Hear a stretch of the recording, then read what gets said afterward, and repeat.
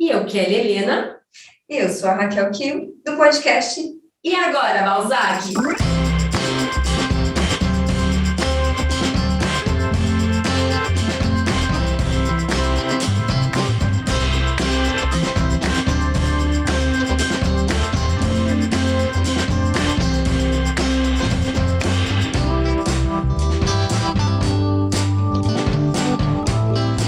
Hoje nós ganhamos um presente da Nerdcat Store.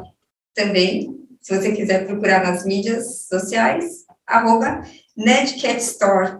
E pode procurar a mim, a nossa super luminária cor-de-rosa do E Agora Balzac, que vai iluminar os vídeos, né? Porque os áudios, não. E a nossa convidada de hoje é a minha querida irmã caçula, Rosane Sukayama. Ela é farmacêutica, mas a profissão dela é mãe em tempo integral. Obrigada, Rô, por estar participando conosco hoje. Obrigada pelo convite, é um prazer. Eu venho sempre que vocês quiserem. Gratidão, a gente já tá bolando novos temas para ela estar aqui já de novo. Acho que a gente já combinou aqui pelo menos mais umas 10 participações. Põe já de minha carinha. Rô, você trabalhou bastante tempo na parte farmacêutica, né? Você é formada em farmácia, você fez mestrado? Pós-graduação, mestrado. E em um momento você acabou virando mãe. Sim. Né? Que foi um virar mãe também no susto. Foi. Né? Eu trabalhei mais de 14 anos no varejo, né, em drogaria. Eu já fui gerente farmacêutica, eu trabalhei e dediquei a minha vida toda, até um determinado momento, à profissão farmacêutica, que era uma coisa que eu amava muito fazer, fazia com muito gosto, mas em um determinado momento eu achei justo ter uma dedicação integral para minha filha. E a dedicação, ela começou também justamente na pandemia. Sim, a minha licença maternidade acabou no mês que começou a pandemia. Aí eu tive mais um mês de férias e eu tive esses 30 dias ali de sofrimento para decidir se eu parava de trabalhar, se eu não parava de trabalhar, o que eu ia fazer. Não tinha escola para colocar, se eu decidisse continuar trabalhando. As escolas estavam todas fechadas. A minha mãe é idosa, diabética, a minha sogra também já tem uma idade cardíaca. Se eu voltasse a trabalhar, eu ia colocar em risco a minha filha e a minha família, porque alguém ia ter que ficar com ela. Então, a decisão mais sensata, né, mais acertada, foi eu parar de trabalhar naquele momento e ficar com ela em tempo integral. E aí foram longos 6 meses, eu e a Vitória sozinhas, até a gente começar a flexibilizar as visitas e a participação da família e tal. Mas teve muito aprendizado também, né? Teve muito aprendizado, assim, foi puxado, foi difícil, porque eu admiro muito as mães solo, porque tendo uma pessoa do meu lado, tendo meu marido do meu lado me ajudando, a demanda é infinita, a demanda é muito grande, né? Principalmente na fase da amamentação, por mais que você tenha alguém para dividir ali o sono, o colo e tal, é a mãe 24 horas por dia para atender a criança. Eu estava vendo uma live do pediatra também, Daniel Becker, ele falando exatamente isso, que é essencial que a mãe tenha uma rede de apoio, né? Porque o cuidado, só a questão do amamentar da criança, né? Ela requer muito da mãe, né? Muita energia da mãe. E às vezes essa mãe, ela precisa dormir, ela precisa também descansar. A privação de sono é uma coisa que é muito desgastante, é muito sacrificante.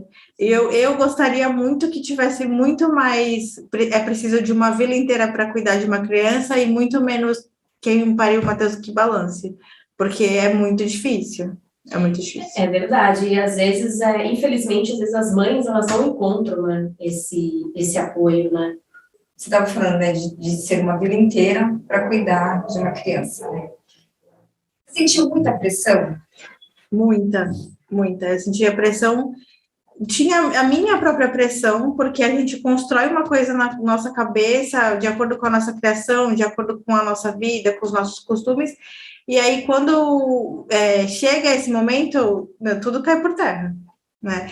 Eu era uma pessoa que eu queria muito crescer na minha carreira, eu queria ser CEO da Drogasil, sei lá, eu queria crescer, eu queria chegar muito longe, e de repente eu tive que escolher, né? E eu tenho certeza que eu fiz a escolha mais acertada, mais justa, mas eu tive que mudar na minha cabeça que o meu trabalho hoje é muito importante. Sim. Cuidar da minha família, cuidar da minha filha é um trabalho muito importante, se eu não for o trabalho mais importante do mundo, porque criar um ser humano, colocar uma pessoa no mundo, uma pessoa que vai fazer diferença, é um trabalho muito difícil. Mas esse clique demorou muito. Eu sofri muitos longos meses me sentindo diminuída, em dúvida se eu estava fazendo a coisa certa.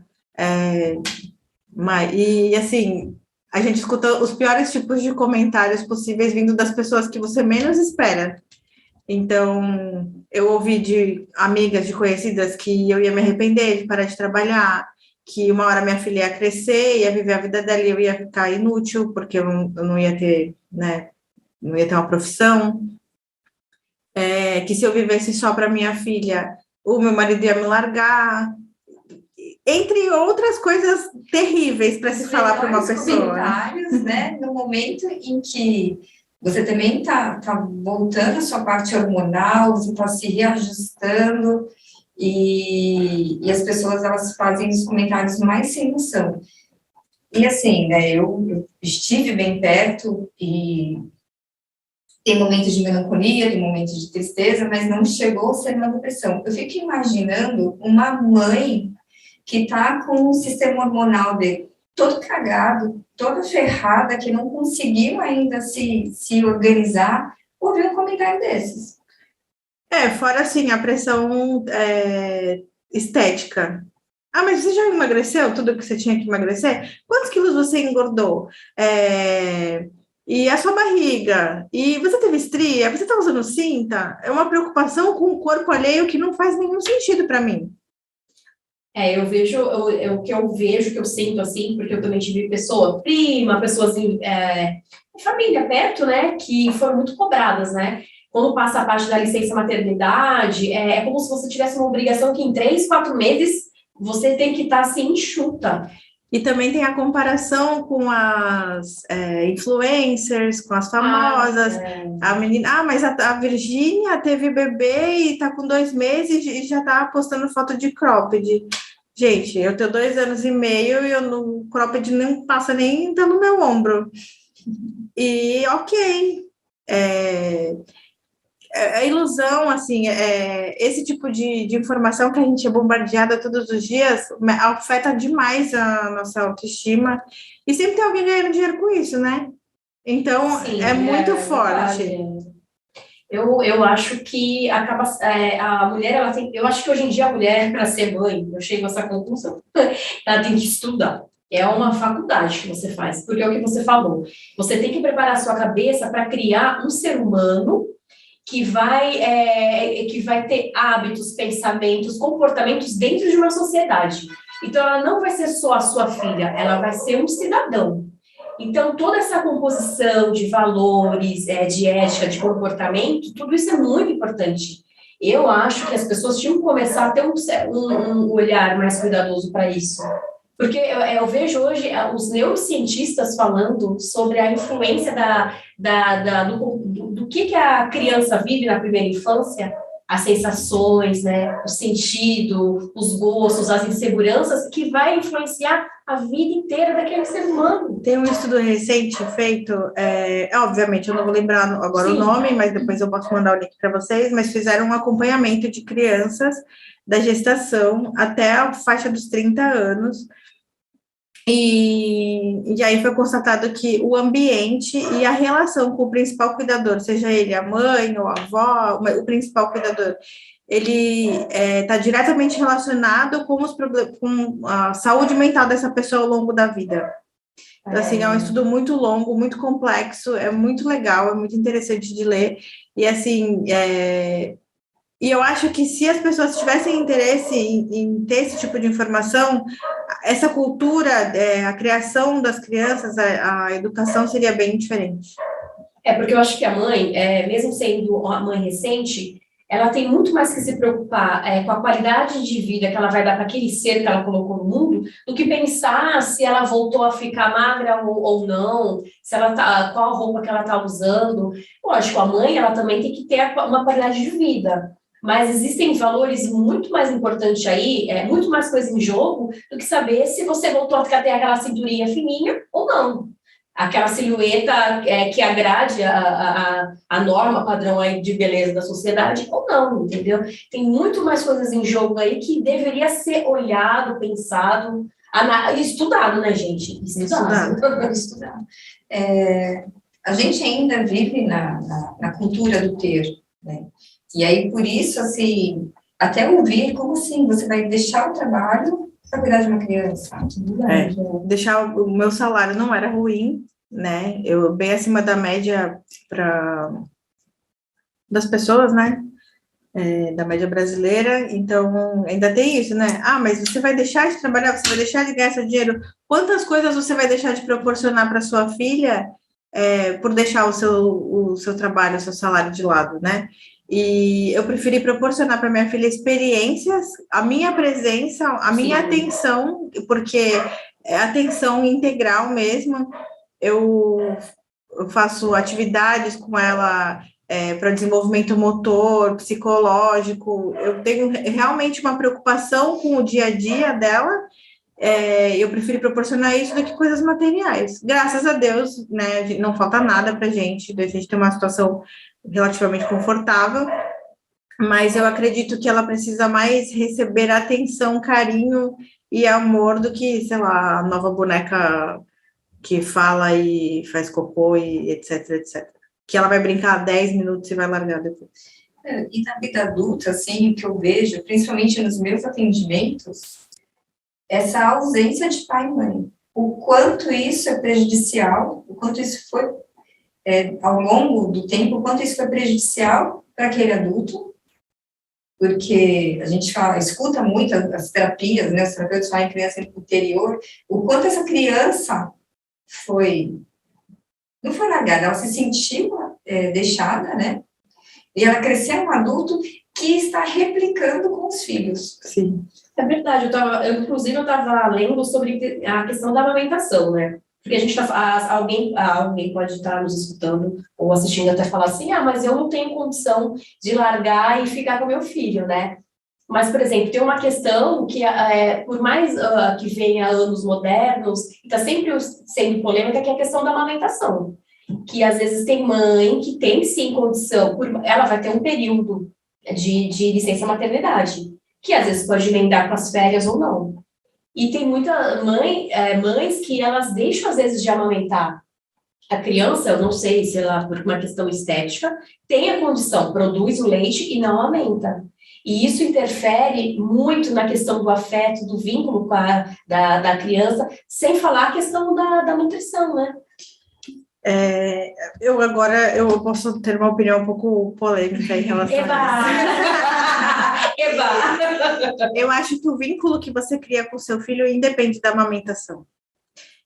Tem gente que não quer amamentar, mas tem muitas mulheres que não conseguem amamentar. Eu não amamentei o tempo que eu gostaria, que eu pretendia, por mim, minha filha ia mamar em pé.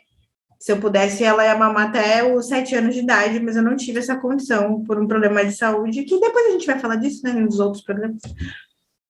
Mas eu tenho uma condição de saúde, uma doença autoimune, e eu não conseguia amamentar minha filha pelo prazo que eu gostaria. Mas a gente criou outros vínculos. Sim, sim. Sabe, eu sou uma pessoa, quem convive comigo, quem sabe, eu sou uma pessoa extremamente paciente com a minha filha e atenciosa. E eu não acredito que isso tenha influenciado no vínculo que eu criei com ela. Porém, a legislação brasileira ela não facilita a amamentação. A licença maternidade é de 4 meses, quando o ideal é você amamentar exclusivamente a criança até os 6. É verdade. Né? Então, assim, existem empresas hoje que, por benefício fiscal e tal, tem essa licença maternidade de 6 meses, mas não é a maioria. Essa é a realidade de grandes empresas.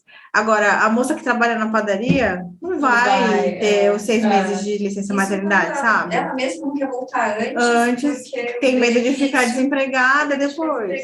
O benefício não é integral. É verdade. A própria sociedade, então, ela não prepara, não dá um suporte, né? Na verdade, a sociedade, ela quer que as mulheres trabalhem como se não tivessem filhos e criem os filhos como se não trabalhassem. A sociedade, ela pressiona a mãe por todos os lados. Eu me senti pressionada porque eu abandonei a carreira. Eu tenho amigas que se sentiram pressionadas porque não abandonaram a carreira, porque não tinham condição financeira de abandonar o trabalho, e aí sofre porque deixou a criança em casa, sofre porque deixou a criança na escola, tapa de todo lado. Não importa o que você esteja fazendo, alguém vai dizer que você está errado. Sempre. Sempre. Para tudo. Para tudo. Para tudo.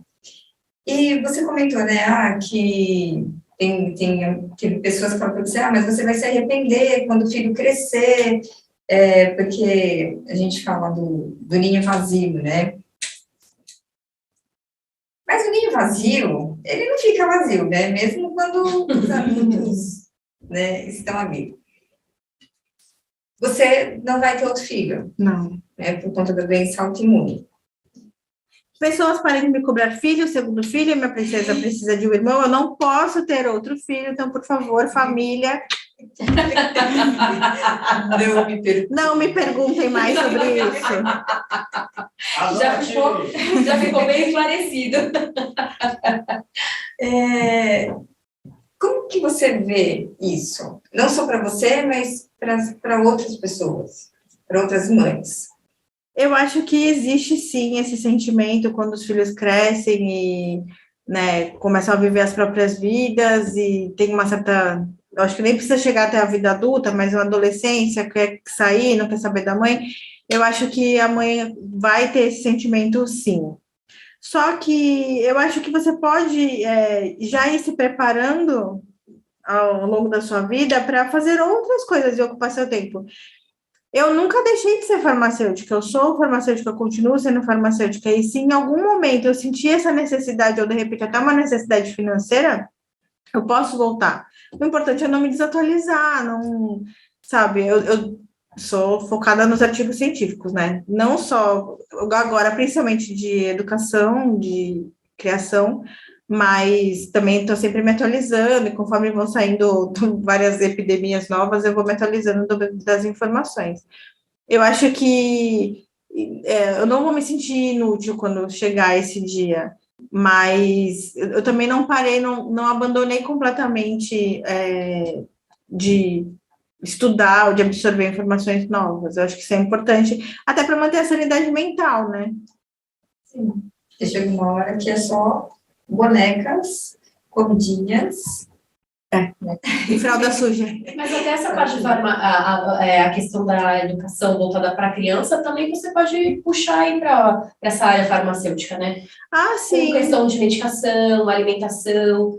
Quando eu estava até falando sobre a amamentação, eu estava lendo que existiam mulheres que elas não podiam amamentar, e elas não estavam amamentando porque nas consultas do pediatra, e lógico, elas pediam, perguntavam, já vinha assim, um conceito de que ela poderia estar, em vez de estar tendo leite materno, podendo amamentar, mas que ela já podia estar amamentando com leite. Fórmula. Com fórmula. Eu acho que a fórmula... É muito amplo isso, né? Eu acho que existem muitos profissionais desatualizados em relação a isso. A amamentação exclusiva até os 6 meses de idade, né, é super importante, super difundido, mas, né, só que eu também acho que a fórmula, quando bem indicada, ela salva vidas, né? Eu acho que não dá para ser radical para nenhum dos lados. A mãe tem que tentar amamentar o máximo possível, sem esquecer da própria sanidade mental, porque é muito difícil, sabe? E tem a bosta da cobrança, né? Sempre. Entendi, é verdade. Mas também a fórmula, quando bem indicada, salva muitas vidas. Então não dá para show, fórmula, desgraça, Nestlé, Não dá para ser indústria. radical com nada. Quem consegue amamenta, amamenta, e quem não usa Quem não fórmula. consegue usa fórmula. O importante é a criança estar bem, estar se alimentando bem, estar se desenvolvendo, estar crescendo, tá tudo ok. Mas é que tem uma cobrança tão grande, principalmente nessa questão de alimentação, que tem muita mulher que dá uma pirada. É Dá. verdade. Dá uma pirada. Até a questão da estética, né? Eu não sei, eu sou do tempo, eu sou bem maltrapiana, mas eu sou do tempo de que falavam, se você amamentar o seu filho, os seus seios vão cair, vão ficar extremamente flácidos, e tinha aquela cobrança da beleza, né? Que vem por trás disso, quer dizer, eu acho deve ser muito gratificante amamentar. E às vezes as mulheres desistindo disso por conta de uma cobrança de estética. Eu cheguei a ver casos assim. É difícil. E aí foi triste, mas tudo bem. A criança também ficou saudável. É o que você falou. O vínculo afetivo com a criança foi demonstrado e tratado de outras formas. Mas é tudo muita cobrança, né? É muita indústria por trás. A mulher, ela é cobrada demais, né? Demais. De tudo. Ou seja, já não basta a gente ter esse conflito hormonal que a gente passa, meu Deus do céu! Esse ciclo enlouquecedor.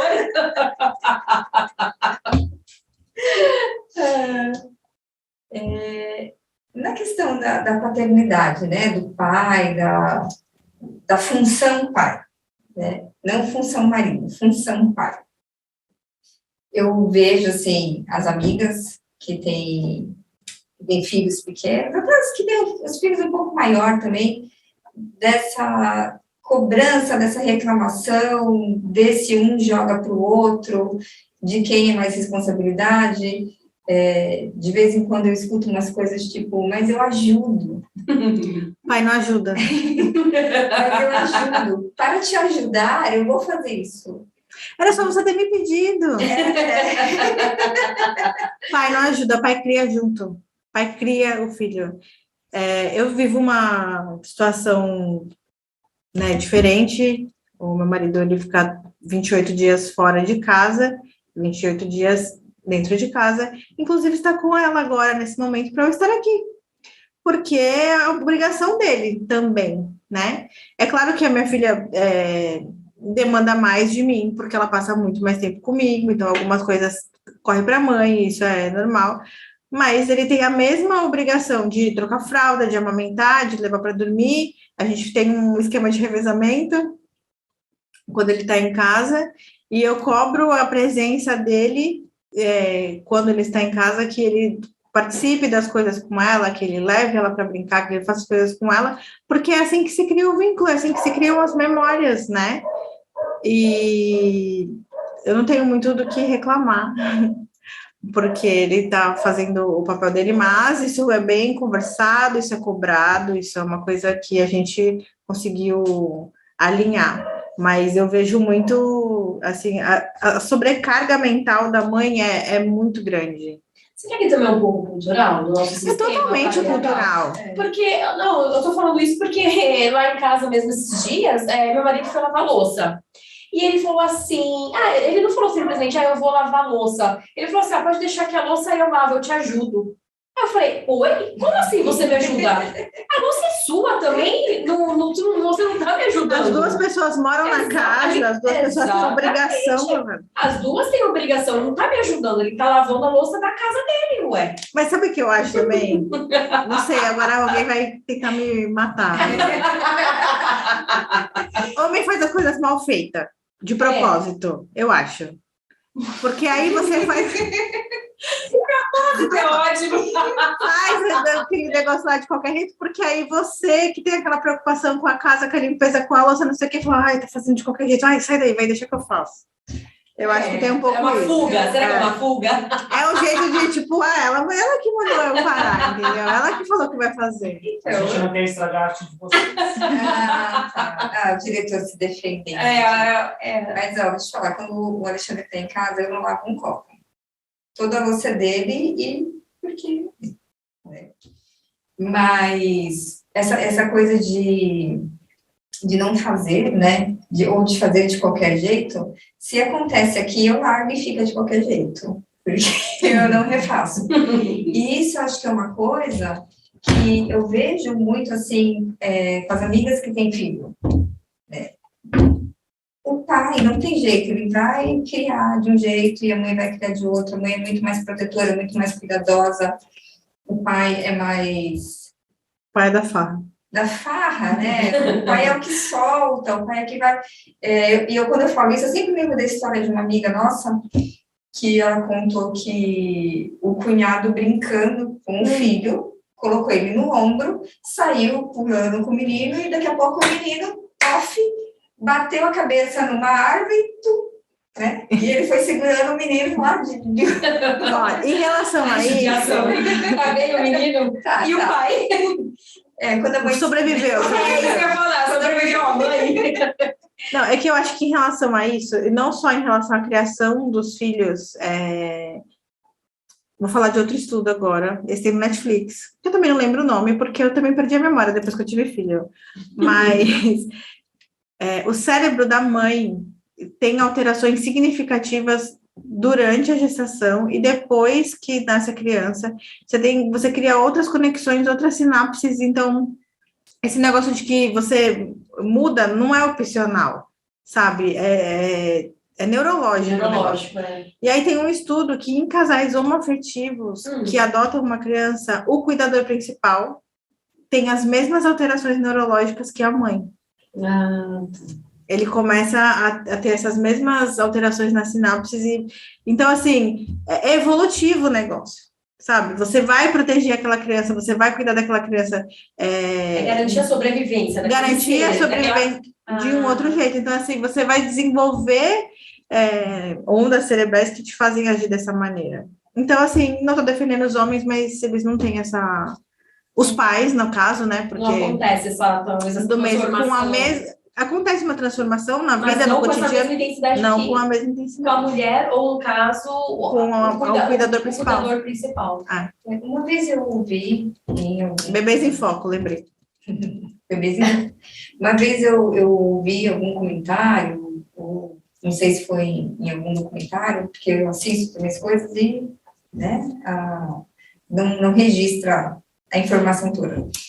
Mas uma vez eu ouvi algo do tipo assim, a mãe, ela é mãe desde o momento que ela engravida, ela sabe quando ela engravidou, mesmo que ela não tenha um positivo, ela já sabe que está grávida. O pai, ele só vai entender que ele é pai quando ele pega a criança a primeira vez no colo. Que ele sente, né? Ele falou, nossa, realmente agora... E aí eu acho que isso para pegar demora um bocadinho.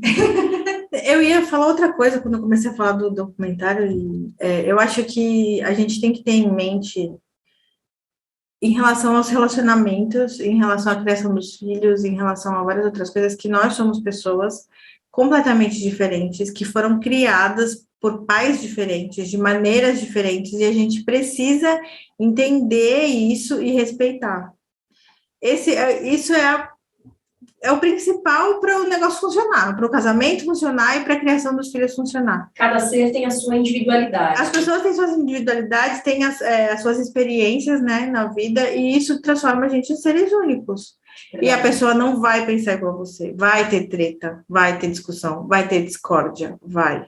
Mas se você tiver em mente que vocês são pessoas completamente diferentes e respeitar a opinião e chegarem num acordo de uma maneira razoável, não sem treta, mas de uma maneira razoável, vai funcionar. É criar uma terceira forma, né? Isso, criar você tem o seu jeito, ele tem o jeito dele, e aí vocês vão criar o jeito de vocês de educar essa criança. Isso é muito importante, porque não dá para viver em campo de guerra. Eu tenho várias coisas que eu acho que o Alex não concorda, que a gente discorda. Agora a Vitória está na fase das birras e é muito desgastante, é muito complicado. Ele acha que tem que agir de um jeito, eu acho que ele tem que agir de outro. De vez em quando a gente se desentende em relação a isso, mas a gente tenta sempre entrar no acordo para o benefício dela, que é a pessoa mais importante nesse momento, né? Então é difícil. mas é viável, é possível. Nossa, então, aí você falou isso, eu me lembrei, eu estava vendo, uma live de uma psicóloga, e ela falando que uma cliente dela procurou ela, porque ela e o marido estavam discordando, a criança dela tinha 3 anos de idade, e eles estavam discordando, porque ela achava que tinha que ensinar o filho a guardar os brinquedinhos, a ajudar com algumas tarefas na casa. E aí ela procurou uma especialista para encaminhar um pouco isso, porque eles estavam um pouco perdidos. O marido achava um absurdo a criança ter que fazer qualquer tipo de tarefa. E ela achava que não. Ela junto, né, a própria psicóloga, assim, ensinou. Não, você vai com a criança, pega o cestinho lá de brinquedinho onde ele guarda, e você vai com o seu filho, ajudando ele a guardar os brinquedinhos. E o marido não discordava. Eles tiveram que procurar um especialista porque estavam tendo tretas, discussões.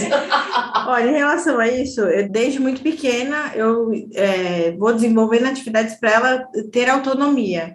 Eu adotei a cama montessoriana, que era no chão, para ela poder ir deitar quando ela quiser, para ela poder levantar a hora que ela quiser. Os brinquedos são todos acessíveis e eu ensino ela a guardar, porque eu não estou criando hóspede, né? Sim. Depois chega na adolescência, porque se você não cria esse hábito agora, quando chegar na adolescência, não adianta brigar com seu filho, não quer arrumar a cama, não quer fazer as coisas, não quer ajudar nas tarefas. Não dá para você esperar a criança chegar na idade de fazer, você tem que ir ensinando aos poucos.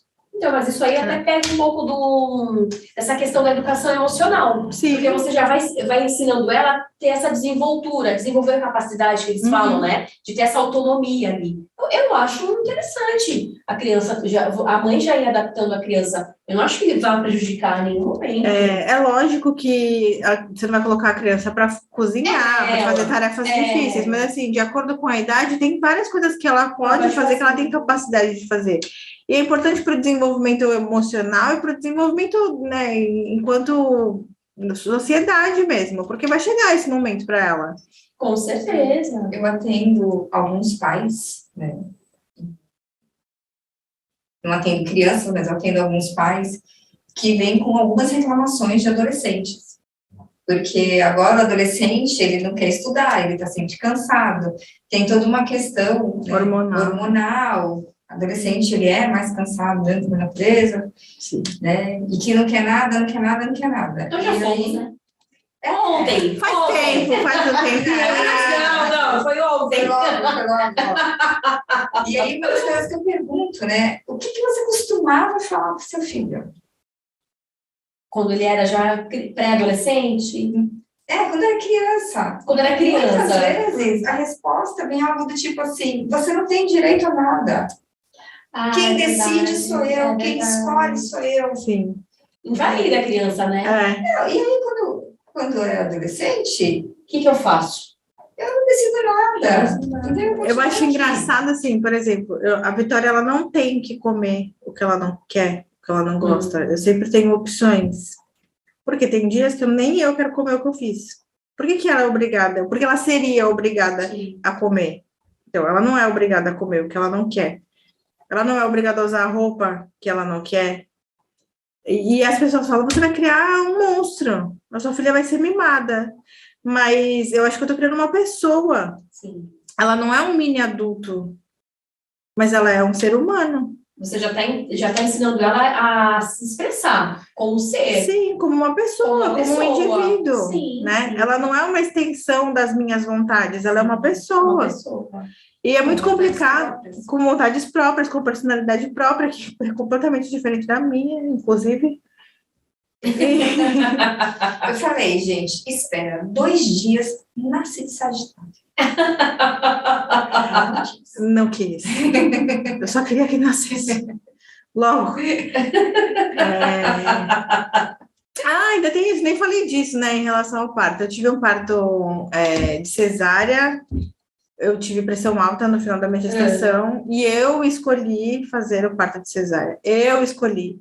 Mesmo sabendo que era o ideal seria ter o parto normal, mesmo sabendo que corria o risco dela não estar pronta, né? Apesar de a data estar correta. O meu psicológico não estava bom, eu não estava bem, eu tinha muito medo de acontecer alguma coisa com ela se eu esperasse mais, e eu escolhi fazer o parto cesárea. Não teve nenhuma influência do meu obstetra, e as pessoas julgam. É um absurdo. Então, eu vejo que até hoje tem essa polêmica, né?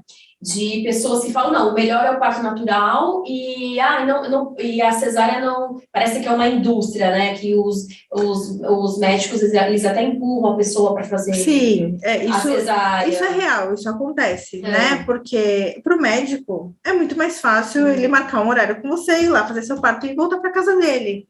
É muito melhor, muito mais rentável, né? E tem muitos obstetras que são cesaristas por ser melhor para eles, né? Por opção, né? Mas a gente não é respeitado nem quando a gente sabe dos riscos, sabe? Tipo, você também acabou sendo julgada pelo fato de optar e não fazer natural e fazer a cesárea. Fazer cesárea. O julgamento vem desde É só de a gente sempre. apontando o dedo, né? E nunca, né? A gente conversou bastante sobre isso. Nunca é um comentário razoável. Não. É sempre, no mínimo, você vai matar seu filho. É. Todos os comentários. Aliás, gente, eu acho que ser grávida deve ser uma coisa terrível. Eu fui uma grávida terrível. Eu fui uma grávida bem mal educada. Porque são muitos comentários absurdos. Credo, que delícia!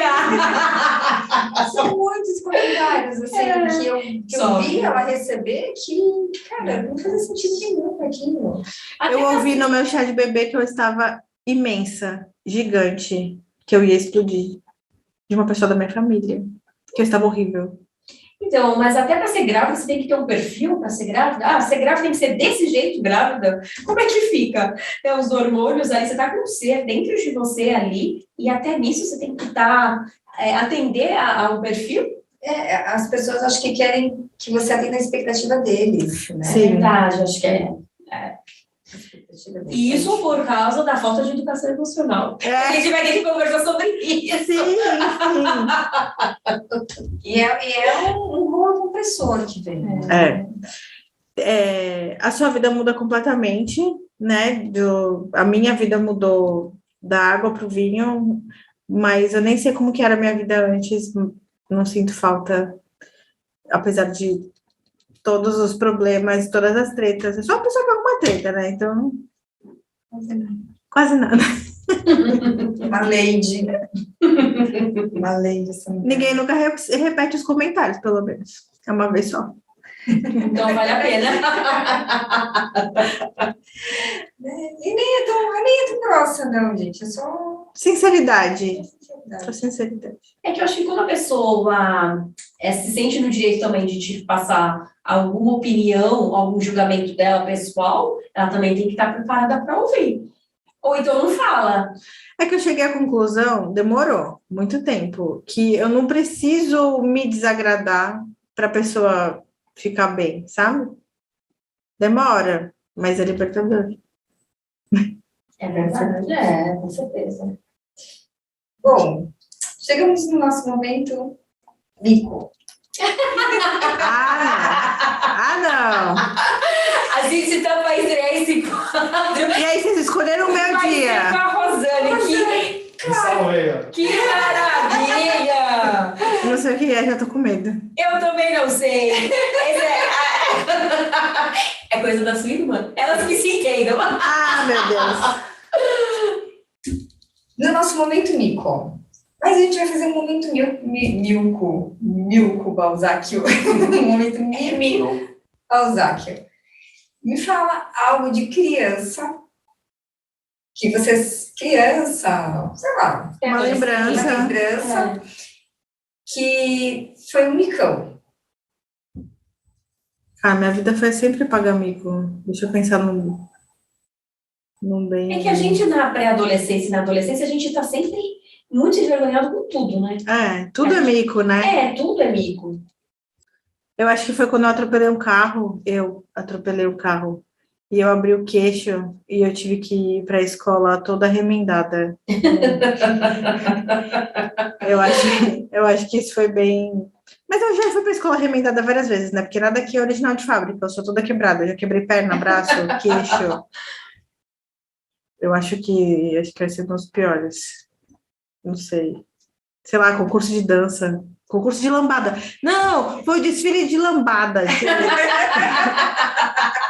Eu tinha uma amiga da minha mãe que tinha uma confecção. E tu lembra disso? Lembrei. E a gente... Dela só. E aí, era na época eu acho que era na época da Rainha da Sucata, e fizeram a gente vestir umas roupas horrorosas e dançar lambada pro bairro. Eu acho que esse é um dos piores. E qual o mico que a Vitória fez você passar? A gente saiu pouco, né? Não lembro de Criança nada muito espontânea, específico. né? Às vezes elas escutam um assunto de adulto e repete só uma palavrinha, assim, que às vezes... Teve isso. A minha mãe, sempre a minha mãe. Gente, a minha mãe uma vez. A minha mãe, brincando com ela, falou uma palavra que eu não vou repetir agora, porque até eu tenho vergonha. E aí, na mesma hora, eu falei, mãe, não fala essas coisas porque a Vitória repete. E ela, é brincadeira, é brincadeira. Beleza, esqueci, passou. Aí ela foi para a escola. E ela decidiu que o momento ideal para repetir aquela palavra era dentro da escola. E aí, né? Não tinha muito o que fazer, já tinha feito, já tinha falado. E aí, eu não fui repreendida, mas eu fui informada do que estava acontecendo. E eu fiquei com bastante vergonha. E você, Kelly? Eu fui adolescente, eu devia ter 11 anos aí, 10. Aí naquela época a gente, achava bonito um garoto e a gente já se apaixonava, né? Era diferente, isso era um flerte, era um flerte, assim. E aí eu lembro, aí eu devia ter uns 10 anos. E eu usava calcinhas, assim, calcinha de bichinhos, né? Adorava. E aí... Eu usava também. Era muito fofo. Mas é calçolão, né? E aí eu sentada, eu fui subir no muro. E eram aqueles muros, portão antigo, né? Que eram umas setas, assim, de ferro. Aí, a hora que eu fui sentar no banco, na parte do muro que era concreto, a minha sainha ficou presa na seta. A saia subiu e as calcinhas com os ursinhos, com os tigrinhos, tudo aparecendo. E eu lá com as perninhas não conseguia sair. E aí, justamente o crush, né, que fala agora, justamente o paquerinho, o menino que eu achava uma graça, justamente no prédio onde a minha tia morava, esse crush que morava também. Justamente o menino que eu achava um gato, desce e me vira naquela situação, com as perninhas balançando, com as calçolinhas lá de bichinho aparecendo. Menina, eu acho que eu fiquei uns 3 meses sem ir na casa da minha tia. E eu vivia lá.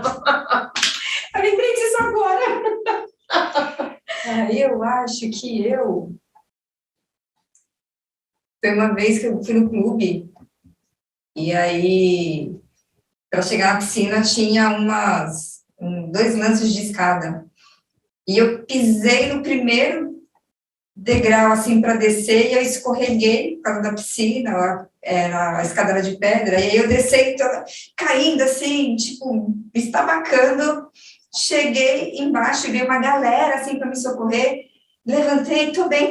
Quando eu fui descer o outro lance, eu caí de novo e continuei descendo a escada, quase como um tobogã.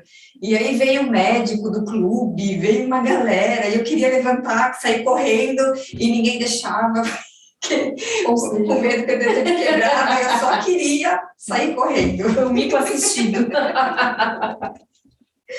Gente, hoje foi o nosso podcast, e agora vamos aqui, iluminado com a nossa luminária da Nerd Cat Store e a presença da Rosane, minha irmã, né? E falando da minha querida sobrinha. Que é uma graça. Eu lembro dela pequenininha com a calça jeans, que você lembra? Ela é muito linda.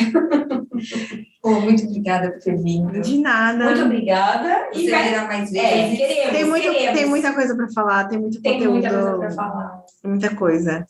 Foi só um Só comecinho. spoiler. Só vamos- spoiler. Que vai ser. Vamos dar dicas, né, para as mulheres que estão trabalhando, para a educação emocional aí. Muito importante estar falando sobre isso agora.